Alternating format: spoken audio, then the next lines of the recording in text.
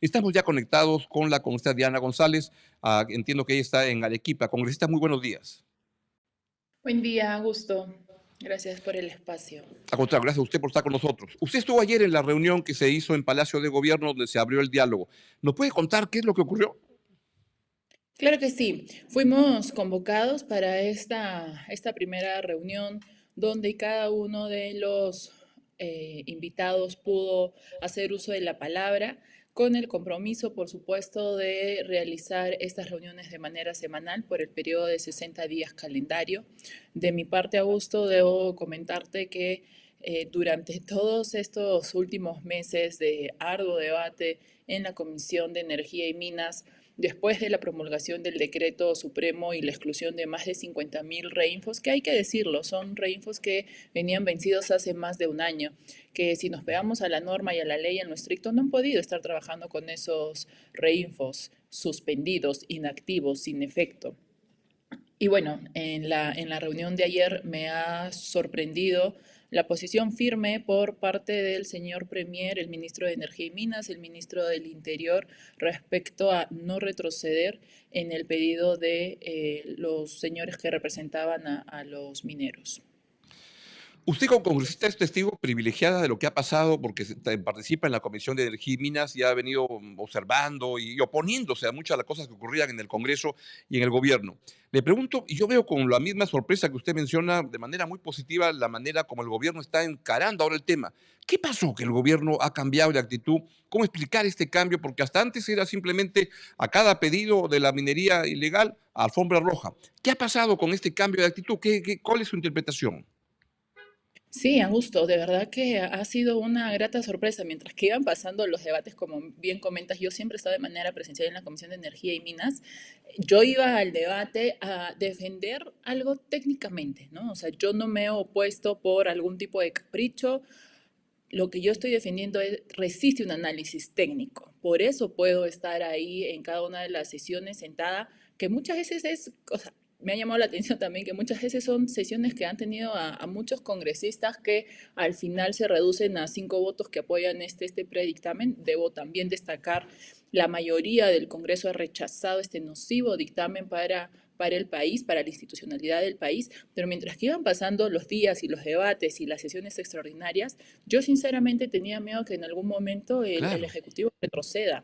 Sinceramente lo pensaba, era una de las posibilidades cuando empezaron a tomar la avenida Bancay, cuando ya en mi región Arequipa, con el tema de las carreteras en 9 puntos, es un conflicto social y como lo dije yo ayer en la reunión, esto no se trata solo de minería ilegal, es también el imperio de la ley, hacer Así respetar la es. ley y la legitimidad del Estado de Derecho. O sea, no podemos crear un precedente con una actividad ilegal, ¿no?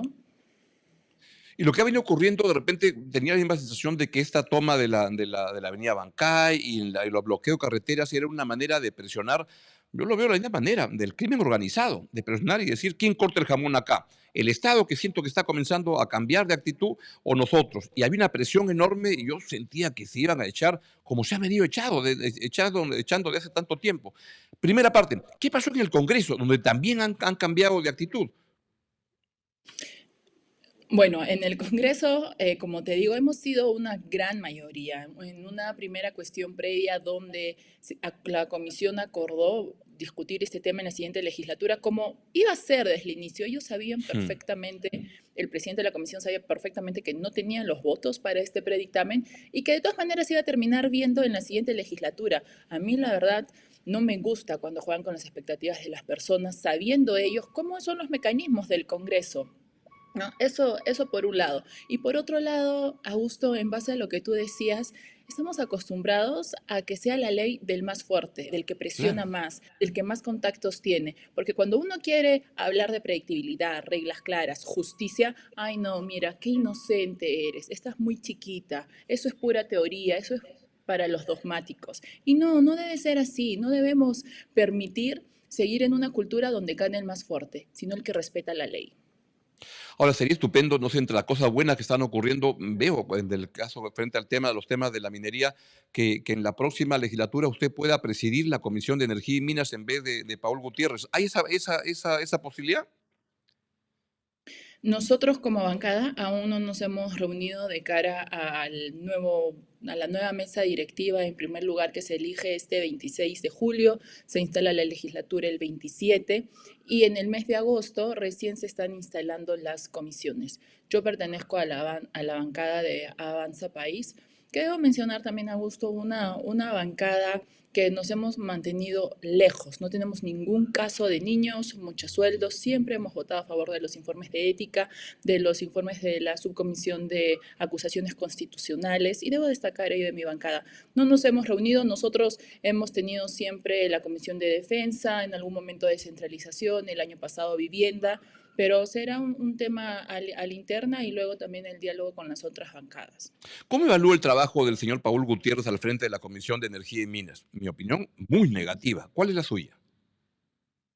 Yo creo que él ha respondido a un pliego de reclamos por parte de específicamente de la Confemin.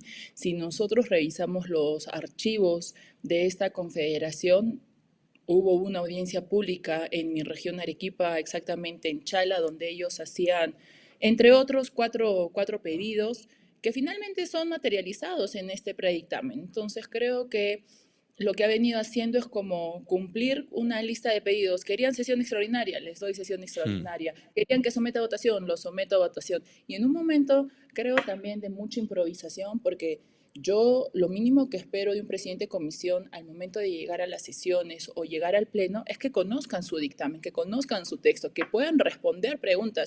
Yo me he pasado el año entero haciendo preguntas al presidente y no me las respondía. Y en un momento le dije, yo de verdad espero que tú conozcas tu dictamen y que me puedas responder porque tengo dudas. Y si no, no tengo cómo votar a favor. Votar en contra. Le hemos archivado mil cosas al señor durante todo este año por falta de análisis técnico, algo tan básico que debe ser primordial en todas las sesiones. Entonces creo que ha sido muy útil al pliego de reclamos de Confemin. Yo debo reconocer, como lo dije antes de entrar en el contacto con usted en la entrevista, que su actuación al frente de esa comisión y en el Congreso en general es muy consistente y muy articulada. Uno puede estar en algunos casos a favor, en contra, pero se entiende lo que quiere plantear y lo que dice, que es algo que lamentablemente no abunda con muchos de sus colegas en el Congreso. ¿Cómo ve usted la solución a esta crisis minera con una perspectiva de largo plazo? Estos 60 días que se abren pueden permitir encarar una mirada más profunda, que reconozcan los problemas que hay con la minería informal, pero que haga que la ley prevalezca y que no se haga una zona de matanza de gente y contaminación ambiental, etcétera. ¿Cuál sería la solución a esta crisis? Sí, por ello, Augusto, me parece positivo el cambio por parte del Ejecutivo de ser un mero administrador de la crisis a tomar una posición de liderazgo. Era algo que habíamos venido reclamando por mucho tiempo. De hecho, gracias a la 32213 es que el Ministerio tiene las facultades y ha podido hacer todo esto. Y creo también que los dirigentes que han acudido a esta mesa de trabajo deberían ser los primeros interesados en lograr un verdadero proceso de formalización. No sé si ambos dirigentes realmente están representados en el sentido de todas sus bases. Yo te puedo comentar que a la salida de Palacio el día de ayer, después de declarar, me abordaron diferentes personas, entre ellas se reconocían sí como mineros informales pertenecientes a otros gremios, quienes Así. dijeron no sentirse representados por la Confemin o por FENAMARPE, que fueron los dos dirigentes que estuvieron en la reunión, y que ellos sí están de acuerdo con el proceso de formalización. Yo creo que el gobierno debe de pronto analizar estos casos y también invitarlos.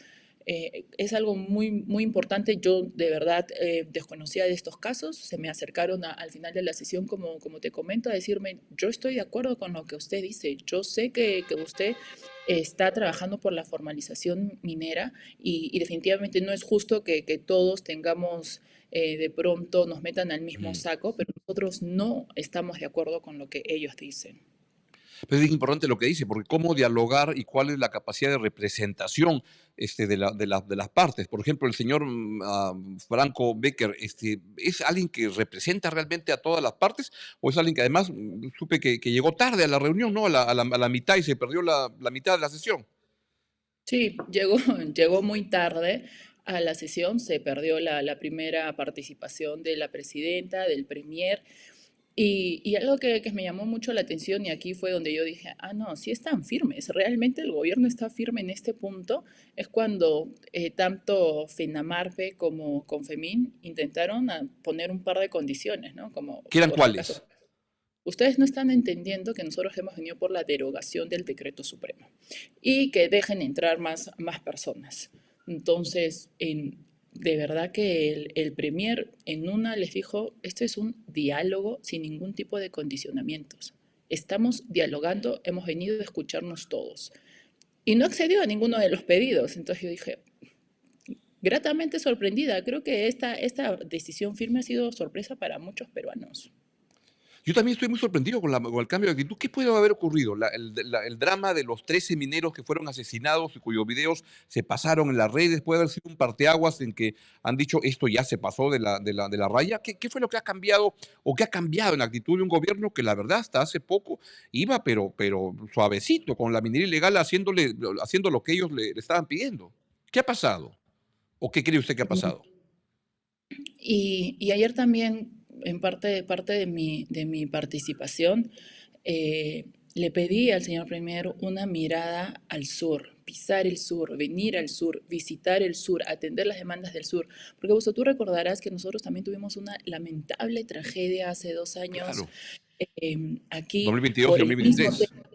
Y no vimos el despliegue que vemos ahora. A Dios gracias existe ese despliegue ahora, pero si lo hubieran hecho hace 2 años, de pronto hubiera servido como prevención para lo que se venía más adelante.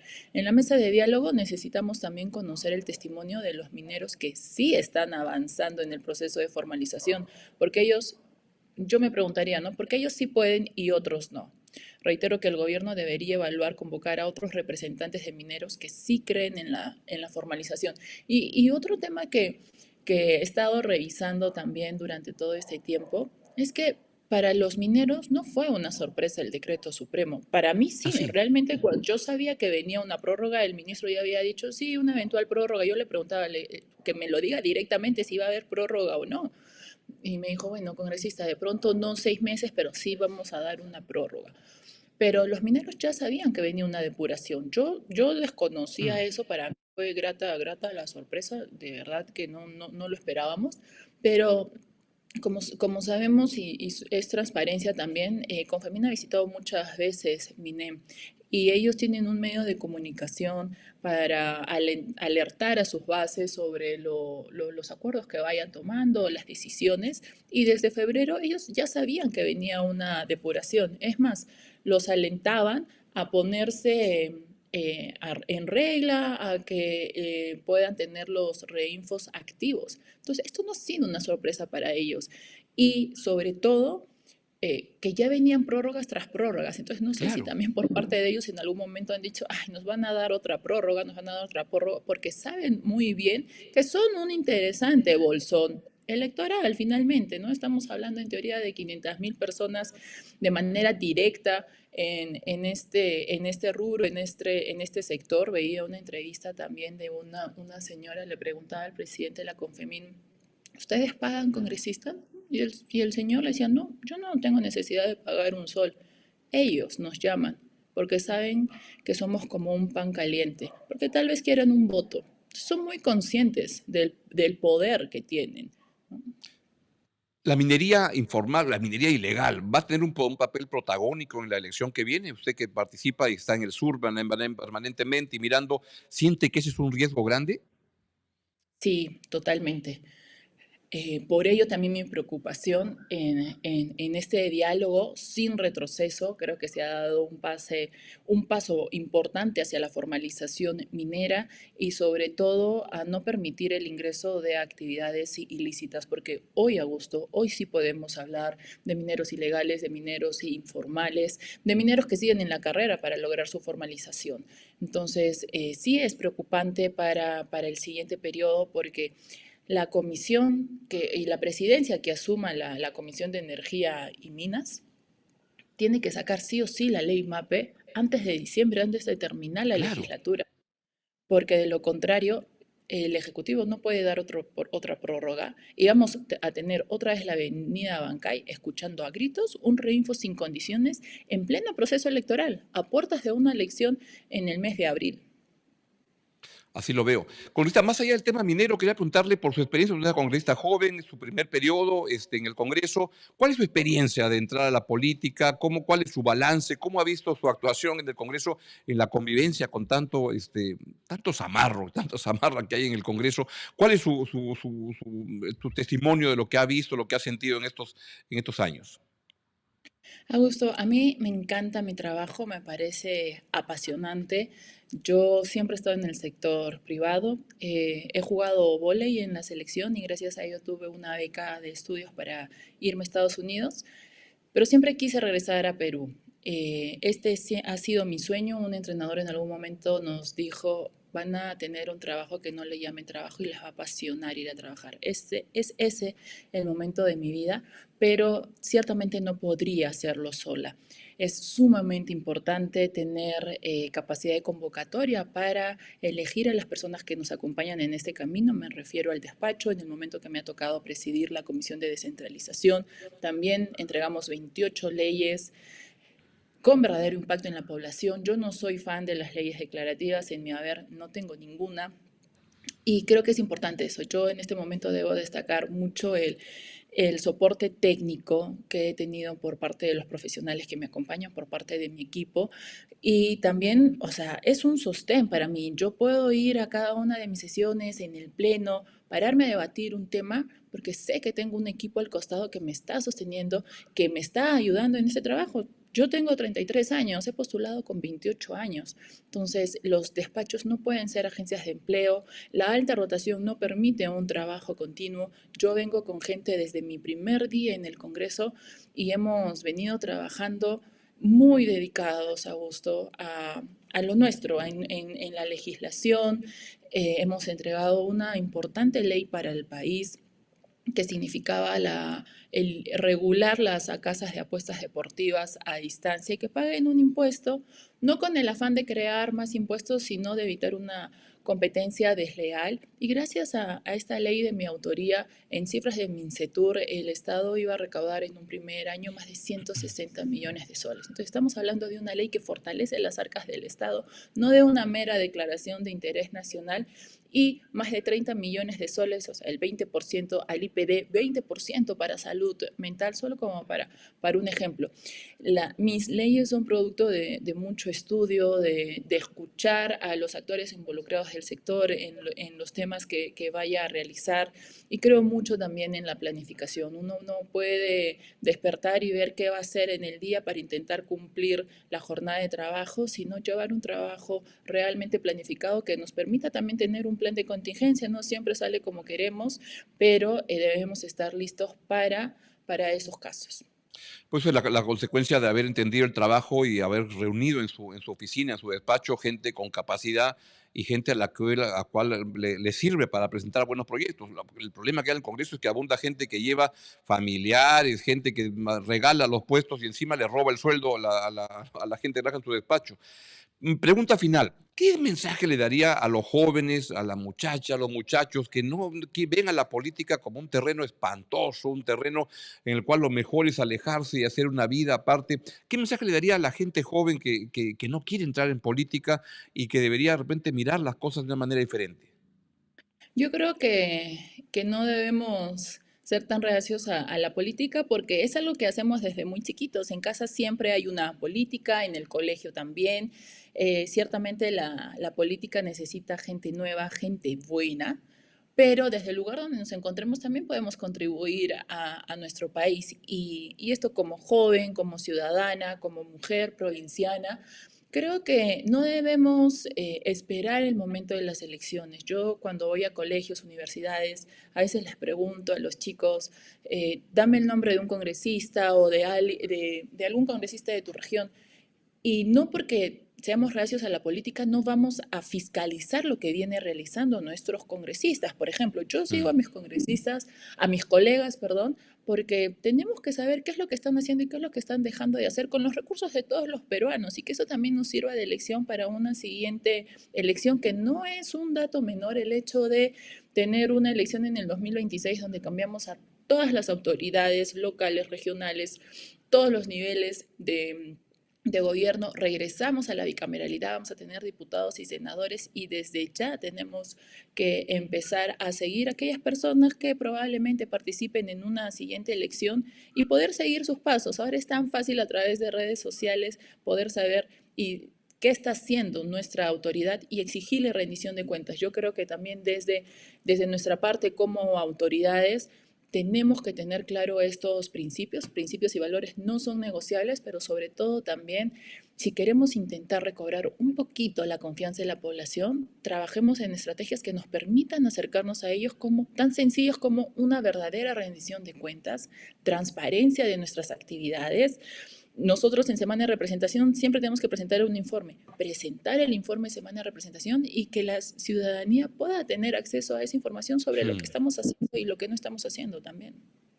Congresista, le quiero agradecer que haya estado en el programa y no solo eso, sino agradecerle que su participación en el Congreso. Le he seguido desde el comienzo y como se ha distinguido mucho de una voz clara, consistente, con la cual se puede estar a favor o en contra, pero se escucha una posición y hacer las cosas con decencia en algún Congreso que es tan marcado por comportamientos apartados de eso. Le agradezco mucho su presencia en el programa. Ojalá no sea la última vez. Muy buen día. Augusto, aquí estaremos siempre para hablar claro y directo. Muchas gracias. Ha sido la congresista Diana González, vicepresidenta de la Comisión de Energía y Minas del Congreso de la República. Y como le decía, desde mi punto de vista, una persona que le hace mucho bien al Congreso. Ojalá hubiera más personas como ella en este Parlamento y en el que venga, por supuesto.